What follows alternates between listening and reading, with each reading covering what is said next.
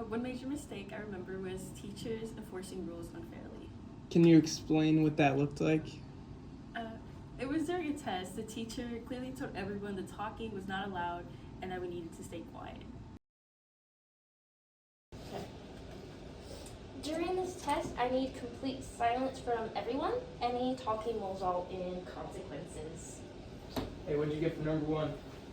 A, but I don't even know. I didn't study. All right, I'll use that. Guys, keep it down. How about number two? I was just gonna ask you the same question. Come on, guys, be quiet. I think C. Okay. I don't All know. right. Do you guys have any research? Yeah. Didn't I say to be quiet? You will receive a 0. How did that situation affect you as a student? Well, it felt unfair and uncomfortable. The same rule was applied differently depending on the student. When teachers enforce rules inconsistently, students notice and it creates resentment and a lack of trust. So how would you handle this differently in your own classroom? Unless there's an extreme exception, rules should be enforced consistently for all students. I would make expectations clear and apply consequences fairly, no matter who the student is. If an issue needs to be addressed, I would do it calmly and equally so students feel respected and safe. Fair treatment builds trust. When students know the rules apply to everyone, it creates a more positive and supported learning environment. It's also important to remember that an unfair teacher is not effective.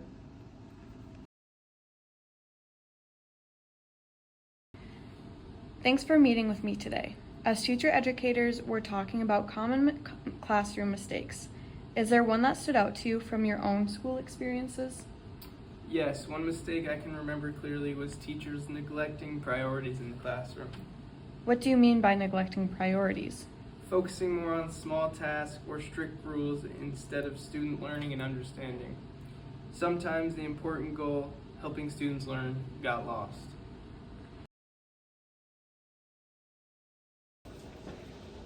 I don't understand this part. Can you help me? Well, not right now. Everybody needs to finish copying the notes on the board first. I'm confused what we're learning now. I mean, the directions are on the board. Just keep working. We need to stay on schedule. How did that affect you as a student? It made learning feel less important than just completing tasks. Students who needed help fall behind because the priority was finishing work instead of understanding it. What impact does this have on the classroom? Students can lose motivation when they feel like their questions or needs aren't important. They stop asking for help. So how will you prevent that in your own classroom? I'll make student understanding my main priority. Schedules and assignments matter, but learning comes first. If students are confused, I'll slow down and adjust because every class learns differently.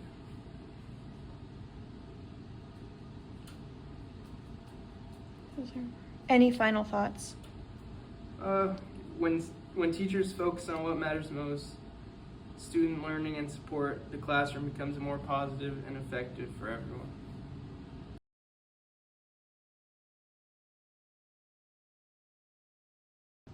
My 4th grade teacher's name was Mrs. Button. She was great. We took a field trip to the aquarium, did a play about the Oregon Trail, and had holiday parties. It was fun, except for one thing about her. She was inconsistent with her rules. She would let this one student get away with everything. Well, now I couldn't even move in my seat without her permission.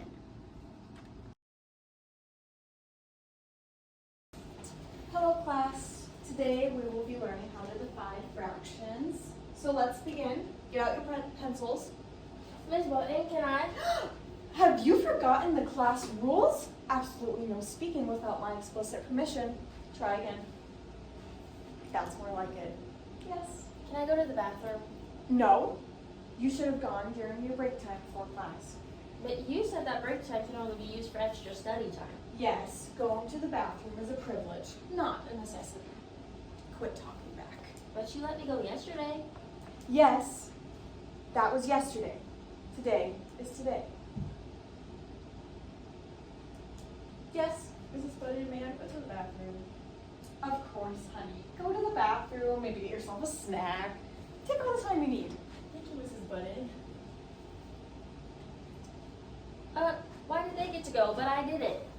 Life's not fair. Why does Mrs. Button let them go to the bathroom, but not me? Why did she do anything? Absolutely no talking ever. Detention for both of you. But why? Talking is the #1 cause for students failing school. That just doesn't make sense. Mrs. Button, I need help with this problem. Why are you talking during a quiz? I can't help you during a quiz. Since when was this a quiz? Since now.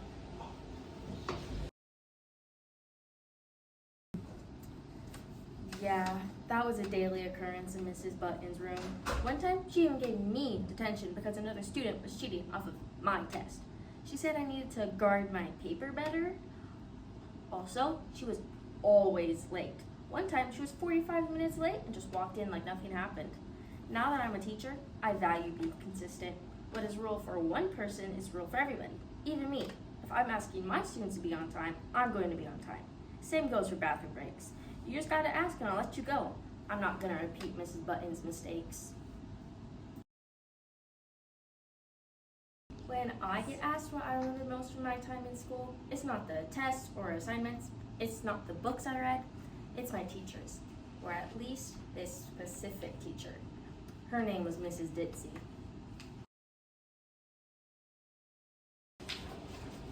Okay, class, today we're going to be going over... Whoops. Let me pick that up. Mr. Ditsy, do you need any help?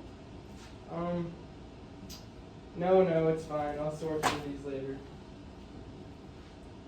Get out your textbooks and read chapter 1. We don't have any textbooks. You said you don't believe in them. Oh yeah, that's right. Give me 5 minutes. Mr. Ditsy, yesterday you said we were going to have a test.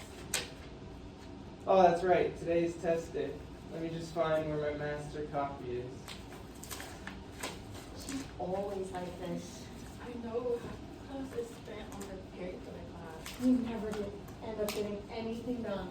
I know. Remember when she had us all prepare a presentation on a dinosaur of our choosing, then just never had us present? Her when she was prepping us for the 50 state and applicable quiz, just to move it on to the solar system the next day.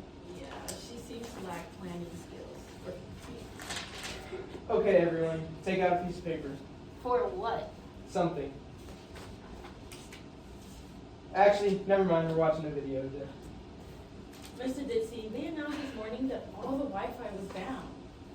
Alright. Work on group projects. What group projects? Okay, class. Oh, okay. Class is over for today. You're all free to go. But Mrs. Ditzy, where will we go? Yeah, we're only 9. Oh, right.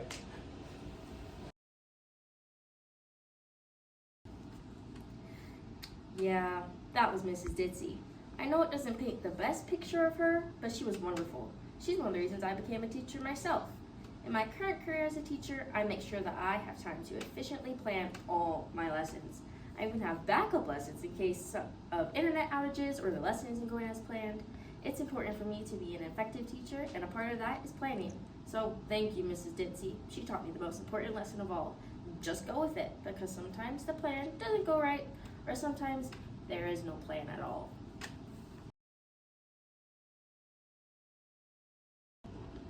Thanks for sitting down with me today. As future educators, we're learning about common teaching mistakes. Can you share a moment from your own school experience that stuck with you? Definitely.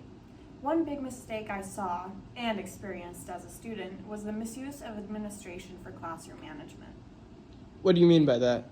Teachers relying on the office for issues that should have been handled in the classroom. Instead of teaching expectations, they'd just send students out right away. Do you know what page we're on? That's it. Go to the office right now. What? I was just asking a question. I don't have time for disruptions. Administration will deal with this.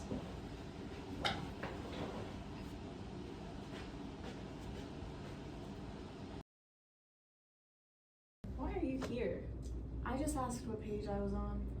This didn't need to come into my office. Just go back to your class.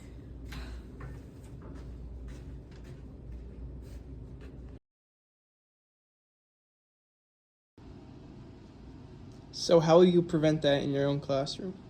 First, I'll establish clear expectations and routines early on. I'll address minor behaviors privately and calmly instead of escalating them. Administration should be the last resort, not classroom management tools. I'll only involve them for serious ongoing issues, and I'll communicate respectfully and professionally when I do. Any final thoughts?